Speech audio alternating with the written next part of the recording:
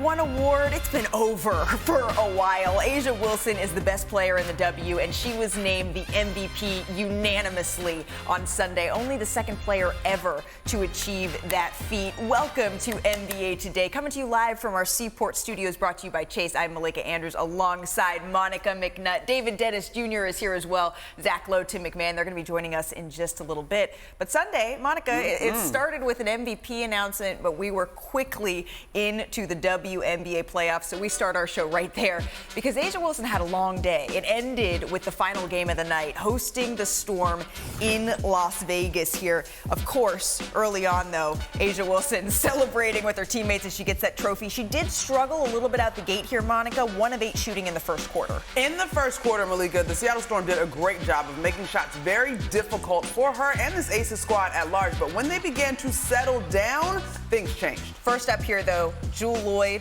finds Nneka Ogwumike in the middle for the layup inside. The Storm actually outscored the Aces 18-9 in the first. Vegas only shot 2 of 18 from the floor. But as you mentioned, Monica, in the third, things started to change a little bit, particularly for A'ja Wilson. At halftime in the interview with LaChina Robinson and Angel Gray, Becky Hammon talked about her team shooting difficult shots and needing to move the basketball and allow their defense to find energy. That's exactly what happened, and you see the MVP. Yeah, that's why she is the 3-time MVP. Wilson would shoot 7 of 10 from the field in the third. She amassed 15 points for the Aces. They trailed by 1 heading into the fourth quarter. You can see her shot chart here. That is a whole lot of green, letting it fly. So let's head to the fourth quarter here. In the fourth, it really was, Monica, all Las Vegas. They enter trailing by 1.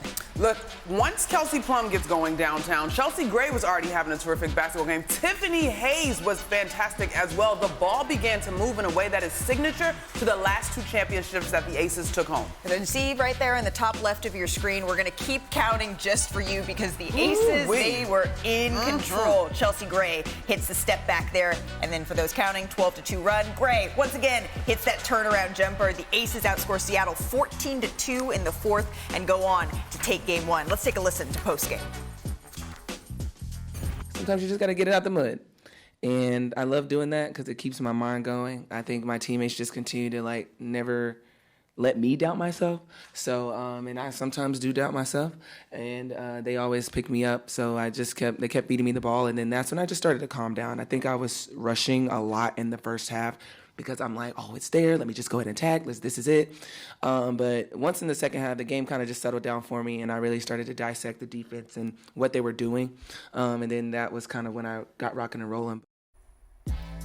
Well, the Aces have been rocking and rolling at home for a while now. They've won 10 straight home playoff games over the last 3 seasons. That's 1 shy of tying that WNBA record. The streak started after a loss to the Storm, coincidentally, in the 2022 semifinals. So, Monica, I feel like I've been asking this question for months now, and I'm going to ask it to you again now that we've actually seen them in the playoffs. A three-peat is on everybody's mind. Yeah. What stood out to you in their pursuit of that? Well, I think it was them getting back to their defensive identity. As much as we have talked about the Aces in terms of their firepower, what A'ja is doing, what their core has the ability to do, for Becky Hammon, it's been all about the defense being able to create the offense. In a 14-2 run, there is no better embodiment of defense allowing you to turn on your offense. But I also think it is huge the way Chelsea Gray is starting to play. Even in the first quarter, you could see her energy shift, her intensity ramp up, and the Aces were able to follow. If their point guard, as we call her, is locked in, they look like a completely different team, and the postseason pedigree is starting to show. What do you think, David? Yeah, I'm with Monica here on the Chelsea Gray part to start. There's been a lot of talk about how, her coming off of that injury and what that meant for this team this season. She struggled a little bit, but this is playoff Chelsea Gray. This is the person who went on an all-time heater 2 years ago to lead this team to a championship, and she saved this game from getting out of hand in that second quarter when she saw that A'ja Wilson was struggling. But again, back to Monica's first point. This is championship level effort in that fourth quarter. They turned off the water for that Seattle squad, holding them to no field goals made. That's the fewest amount of points that they've had since they've gone to quarters in the WNBA. 6 turnovers and 2 points. It's never a good sign when you have 3 more turnovers than you do points in a quarter. And that is all about the Aces and what they did defensively. Right. There's been times throughout the season where we've sort of said, okay, are they complacent? Yeah. Do they feel Yeah. good about winning 2 championships? And now this is maybe the season where we're going to see them come back down to earth a little bit. But watching them play in this game, Monica, are they starting to look like the team that went 8-1 and ran through the playoffs last year? I would say so for sure. They don't have the depth that we saw them have that was crucial, particularly last year when they were down 2 starters and still managed to close out the final game in New York in Game 4. But the thing to me is, the path gets steeper quicker this year. Seattle, they're going to make adjustments. This is not going to be a gimme game in Game 2. They are missing Ezzie McGregor, who's been important to them. But if the Aces get through this one, they're most likely going to run into the Liberty in the next round. And so there is no time to play around. You've got to lock in and be playing your best basketball. But Chelsea Gray has said it all season. And we had a chance to talk to her after they hit a skid earlier this season prior to the Olympic break. She's like, look, you want to be playing your best basketball in the fall. And she clearly is doing that and will lead the way. Yeah, to me, this is about A'ja Wilson completing what is maybe the best 24 months that we've seen from any basketball player ever. If you look at where we were 2 years ago, we're talking about 2, maybe 3 NBA championships, a finals MVP, 2 regular season MVPs, defensive player of the year, gold medal, best player in the Olympics. Well, I don't even know what else. I don't know if she sold the most Girl Scout cookies last year or something. And I cannot think of in any sport, in any basketball sport, NBA, WNBA, somebody putting together that many accolades in the course of 24 months. Well, and to your point, when you have accolades the way that A'ja Wilson has racked them up, there's not just one segment that is dedicated to you 100%. On this show. We are going to be getting back to A'ja Wilson, but I do want to just whip around some of the other W playoff action that got underway, starting with the Mercury here and Minnesota, right? Because it was close for a little bit, but Napheesa Collier, she was just a little too much. She was running it up. Best player on the court last night. I mean, 38 points, a playoff career high. Monica, how dangerous are the Lynx here? The crazy part about the Lynx is when you look at the top 4 teams, we just talked about depth being important. They are the top 4 seed that gets the most productivity out of their bench. Yes, Fee led the way with 38, but they get monster productivity off their bench, and they got every reason to dance and 2-step afterwards. Well, and did you hear what Napheesa Collier said about fellow Husky Diana Taurasi? It seems like it's her retirement tour. I don't know. She's been pretty quiet about it. But, I mean, she's obviously, like you said, a UConn grade, a league GOAT, you know. So I feel lucky to have been able to play with her on Team USA and against her. And hopefully we can end her career on Wednesday.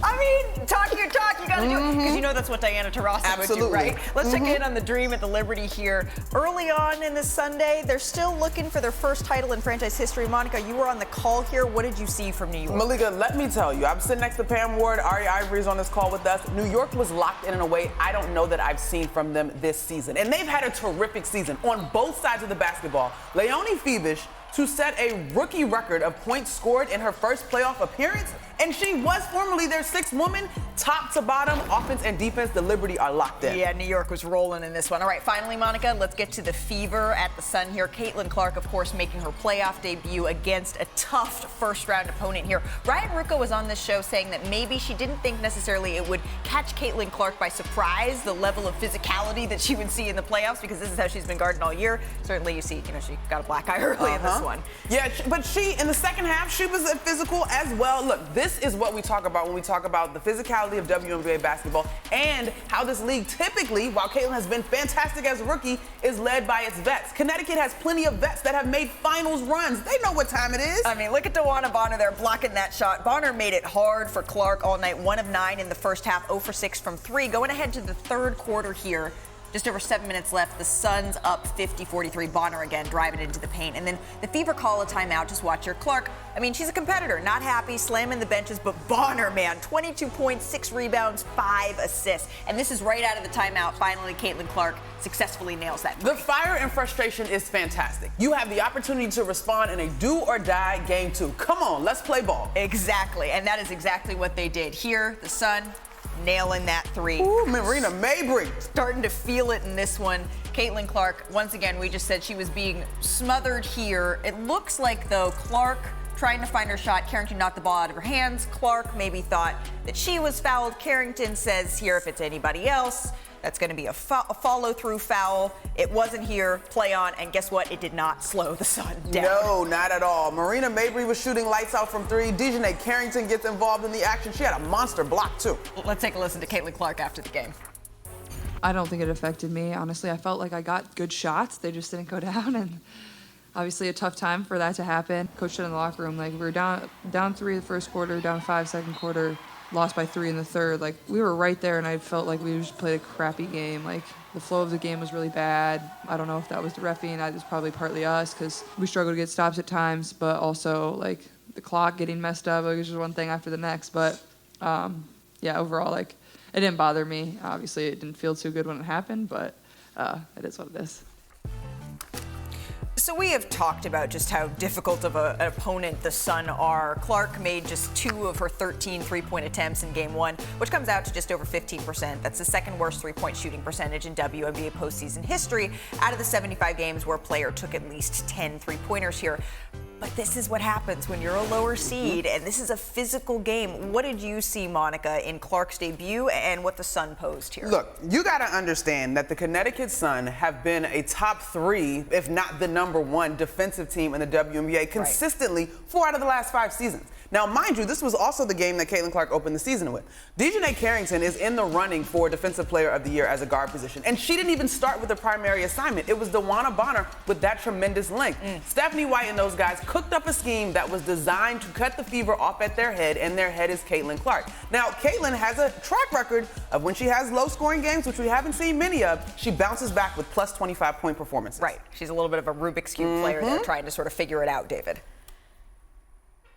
Yeah, out of all the teams in WNBA, the Connecticut Sun are the most uniquely designed to defend Caitlin Clark. They can throw length at her with Bonner, who really threw her off her game. I don't think people expected that defensive matchup. She was 0 for 4 to start the game with Bonner, and then she started to press a little bit, which allows Dejanay to start to guard other players. And she had Kelsey Mitchell also in a straitjacket. They were combined 4 for 23 from 3. That Connecticut Sun team is going to pressure you and tire you out and wear you out on offense. And they made the shots difficult for Caitlin Clark. So when she got open shots, she was still missing, and they made those passes really difficult to complete. 8 assists is not too shabby, but she had, she was not able to orchestrate the offense the way that she usually does because the way the Sun were really frustrating her. Really quick, y'all, the other thing that is key to what the Fever want to do, they play with tremendous pace. The pick and roll action between Caitlin Clark and Aaliyah Boston is also a foundational piece of their offense. It may not always be hitting AB on the roll. Sometimes it's spraying out. But Brianna Jones is a terrific defender within paint. And so that pick and roll didn't look as smooth as they are accustomed to. So there are a number of matchups, to David's point, not just Caitlin Clark. There's a number of matchups that the Connecticut Sun can put on them important players. And for now, the Sun have a 1-0 lead. Connecticut looks to bounce back.